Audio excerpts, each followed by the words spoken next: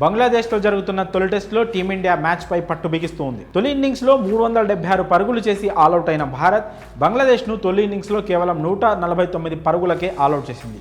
బంగ్లా batting చేస్తున్న సమయంలో team India captain Rohit Sharma అద్భుతమైన ఫీల్డింగ్తో ఆకట్టుకున్నాడు. బంగ్లా బ్యాటింగ్ చేస్తున్న సమయంలో టీమిండియా బౌలర్ మొహమ్మద్ సిరాజ్ వేసిన ఇన్నింగ్స్ 36వ ఓవర్ 4వ బంతిని బంగ్లా బ్యాటర్ మెహదీ హసన్ కవర్స్లోకి ఆడాడు. కానీ ఆ బాల్ను సర్కిల్ లోపలే రోహిత్ సూపర్ ఫీల్డింగ్తో డైవ్ చేస్తూ ఆపేశాడు. రోహిత్ ఫీల్డింగ్కు సిరాజ్, అశ్విన్ ఫిదా అయిపోయారు. రోహిత్ వద్దకు పరిగెత్తుకుంటూ వెళ్లి కెప్టెన్ ఎఫర్ట్స్ను అభినందించారు. రోహిత్ డైవ్ చేసిన వీడియో ప్రస్తుతం సోషల్ మీడియాలో వైరల్గా మారింది. అయితే ఈ వీడియో చూసిన రోహిత్ శర్మ అభిమానులు ఫుల్ ఖుషి అవుతున్నారు. రోహిత్ శర్మ వయసు అయిపోయిందని కామెంట్ చేస్తున్న వారు ఈ వీడియో చూడాలంటూ సోషల్ మీడియా వేదికగా పేర్కొంటున్నారు.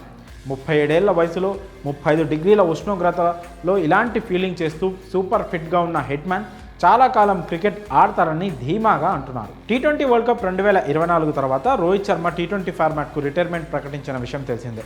టెస్ట్, వన్డే ఫార్మాట్లలో మాత్రమే కొనసాగుతానని ప్రకటించాడు.